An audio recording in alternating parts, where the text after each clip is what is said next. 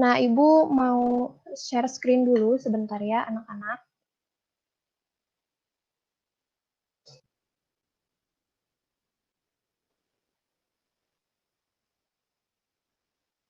Nah, apakah sudah muncul?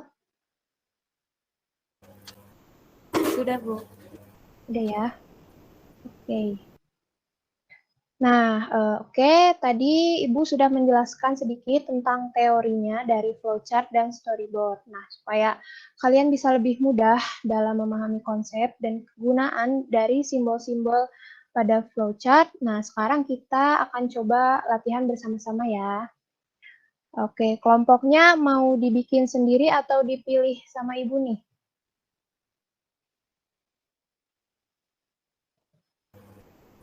Boleh dipilih sama Ibu aja. Oke, dipilih ya. Kalau gitu, Ibu bakal bagi kalian ke dalam 2 kelompok. Sesuai absen aja, kelompok 1 itu ada Angelin sama Tiara, dan kelompok 2-nya berarti Salma. Pada sepakat ya? Ada yang keberatan nggak? Enggak, Bu. Pada sepakat ya? Oke. Oke, sekarang coba kalian amati contoh flowchart pada gambar ini yang Ibu tampilkan. Coba juga kalian analisis strukturnya seperti apa, kemudian flowchart-nya tentang apa bersama-sama anak-anak. Juga sudah Ibu upload di Classroom. Kalian bisa buka aja kalau yang Ibu tampilkan ini kurang jelas. Mengerti ya? Ngerti, Bu. Oke, langsung aja. Waktunya Ibu kasih 5 menit. Silahkan kalian amati flowchart-nya. Oke, aman ya? Atau ada yang mau ditanyain dulu nggak anak-anak? Oke, boleh Angelin, kenapa? Ini ditulis atau diketik nggak, Bu, hasil pengamatannya? Boleh ditulis buat catatan kalian. Jadi nanti saat Ibu tunjuk untuk presentasi atau Ibu nanti kasih pertanyaan, kalian ada pegangan gitu buat jawabannya. Tapi nggak wajib, tergantung kalian aja mau ditulis atau enggak ya. Baik, Bu. Terima kasih. Oke, bagus. Yang lainnya gimana? Aman ya? Kalau aman, silahkan dilanjutkan diskusinya. Oke, udah 5 menit ya anak-anak. Coba nih, Ibu mau bertanya dulu. Kelompok 1 sudah siap?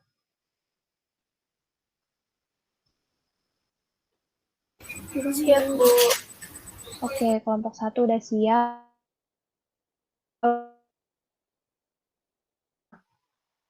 Nah, ini coba.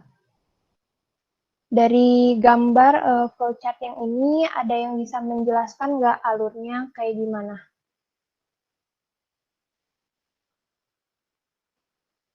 Ayo, gimana?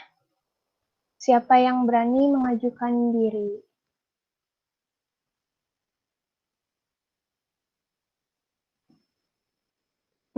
Oke, kayaknya nggak ada yang mau mencoba nih, pada malu-malu. Oke deh, kalau gitu coba Ibu tunjuk aja ya. Ibu mau coba menunjuk dari kelompok 1.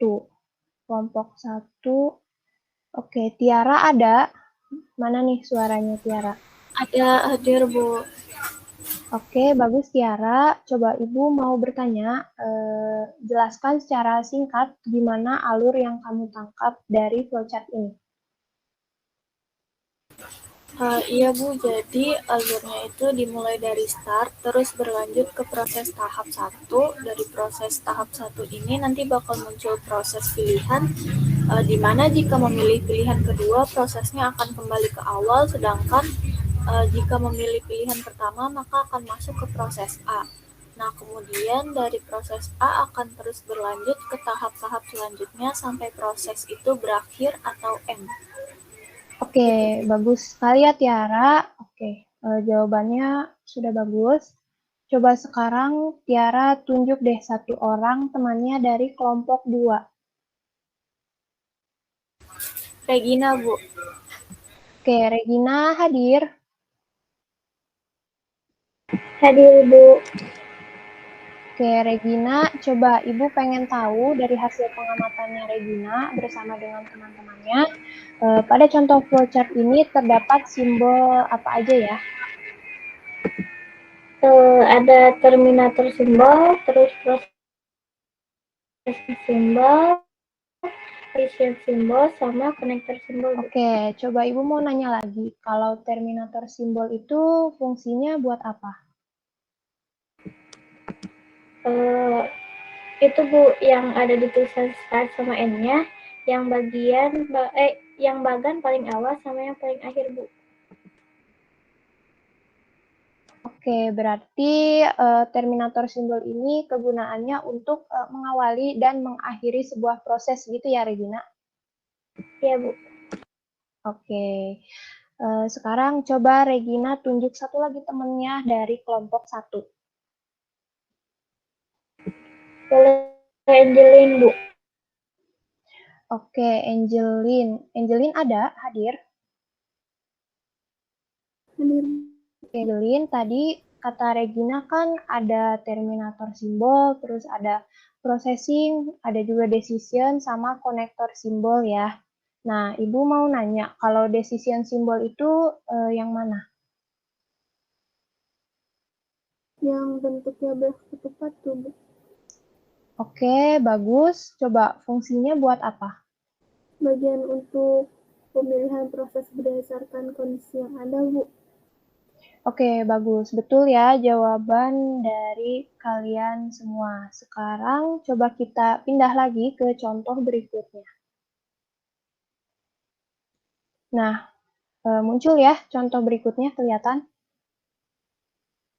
Oke, karena tadi yang menjelaskan alur dari contoh pertama itu kelompok 1, coba sekarang Ibu mau kelompok 2 yang menjelaskan alur dari flowchart ini. Coba sama ada, kan alur yang lengkap didiskusikan bersama teman-temannya. Baik, Bu. Jadi yang telah didiskusi itu, jadi seperti ini. Alurnya dimulai dari pendaftaran dengan melengkapi formulir pendaftaran. Lalu setelah mengisi, formulirnya itu diserahkan ke petugas agar mendapat nomor antrian.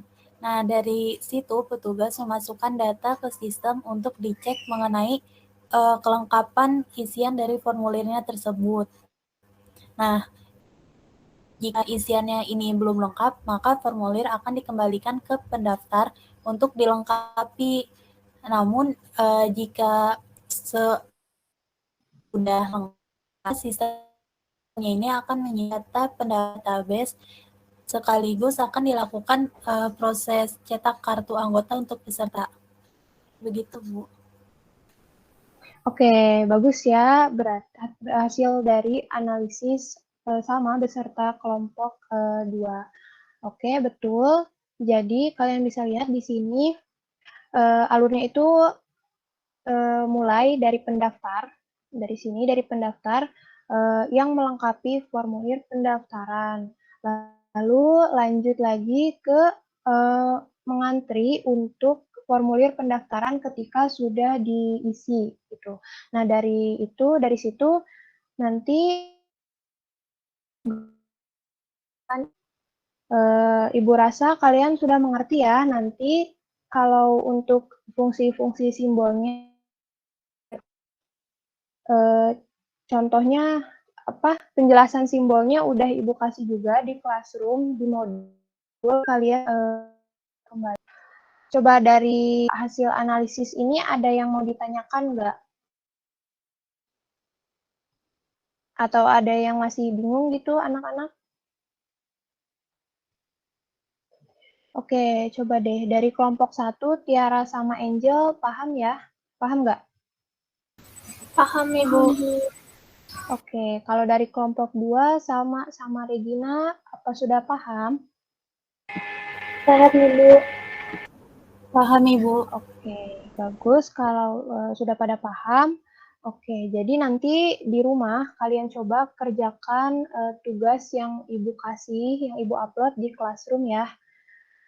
Kalau ada pertanyaan terkait tugasnya, kalian boleh tanyakan saja ke Ibu lewat grup kelas atau ke WA Ibu langsung juga boleh. Mengerti ya?